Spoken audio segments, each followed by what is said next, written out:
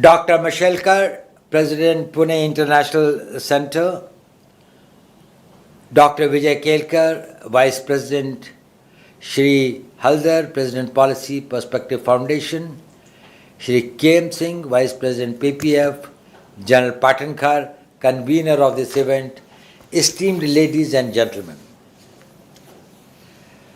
At the outset, I heartily compliment the Pune International Center, Policy Perspective Foundation, the Tribune Trust for organizing the 6th annual Pune Dialogue on a very topical theme of national security preparedness in the age of disasters and pandemics. I feel privileged to speak to this august gathering, and I thank you for giving me this opportunity.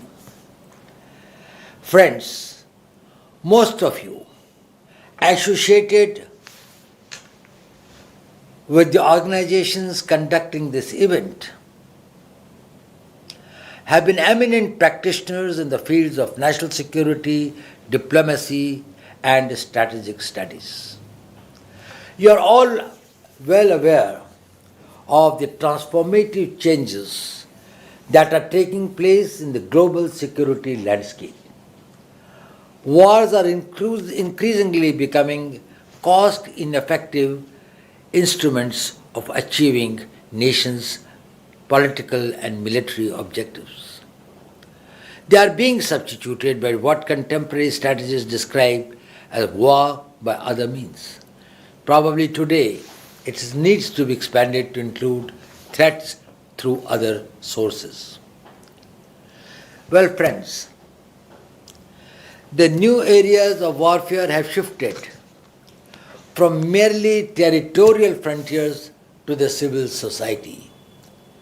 The common people, their thinking, their perceptions, their health, their sense of well-being, their perception of their own governments have assumed new importance. This also includes their physical well-being and sense of physical safety and security. Cumulatively, all these elements impact on the will of the nation, which is a vital force of a nation's strength. When the civil society gets degraded, their faith in the governments and its institutions get eroded, then there is always an internal turmoil. The security doctrines of fourth generation warfare are also people-centric rather than territory-centric. The new form of warfare estimates that targeting the civil society and the people is a low-cost and sustainable option to bleed the adversary. The COVID pandemic and devastating natural disasters have the potential to impact on collective psyche of the people, their economic well-being, and instill fears about their survival. It generates social imbalances that can threaten political stability, economic growth, and even the capacity of a nation to resolutely meet its external and internal threats. These new genre of security threats present the states with a multi-layered dilemma on a massive scale. At the micro level, saving individual lives, providing medical care and support to people, ensuring supplies of food and essential commodities, maintaining law and order are just few amongst many. At the macro level, the problems include finding effective preventive and curative medicines and administering these to combat the ever-evolving new strains of viruses and ensuring smooth supply chains. A key challenge is working out strategies for growth in this environment that are sustainable and avoids environmental degradation. Protecting people from false and motivated propaganda also becomes absolutely necessary in this age of information revolution. National security planning needs to factor in all these challenges as also strategies to get maximum international cooperation. COVID-19 has brought science, data, and economic security to the center of national security planning. In fact, many path-breaking solutions have emerged from this city of Pune itself. The National Institute of Virology, the Serum Institute of India, Indian Institute of Science, Education and Research, and the Center for Development of Advanced Computing have all contributed to meeting the challenges generated by the pandemic. Decisions about maintaining strategic national stockpiles, ensuring the availability and smooth supply of critical equipment and materials, and fortifying early alert frameworks have all become important elements of national security planning. The pandemic has further reinforced the need to predict threats. While biological research has legitimate scientific purposes, its dual-use applications can be misused. The deliberate weaponization of dangerous pathogens is a serious concern. This has heightened the need to build comprehensive national capabilities in biodefense, biosafety, and biosecurity. Climate change is another threat multiplier with unpredictable consequences. It impacts the availability of resources, which are increasingly become scarce and could become source of conflict and competition. Climate change can accelerate instability and cause massive population displacements. By 2030, 600 million people in India are expected to live in the urban areas.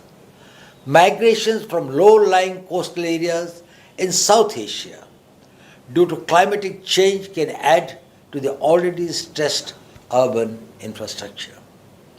All these will present problems of internal security management, economic security, water and food security, just to name a few. In such an evolving national security environment, there is a need to reinvent and innovate ourselves.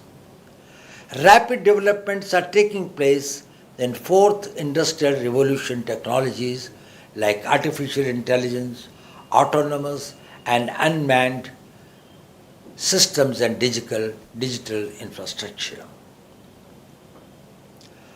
Social media and disinformation is adding to the complexity of national security management. A fuller integration of science and technology in all aspects of development and security has therefore become essential. Advances in science and technology will help prevent hazards from becoming disasters. The advanced technologies like prediction technologies and risk communication techniques are being applied to every facet of disaster risk reduction. Disaster and pandemics are borderless threats which cannot be combated in isolation. Today's world of high connectivity and global opportunity also makes it a world of high vulnerability. They have to evolve strategies to maximize our gains and minimize our losses.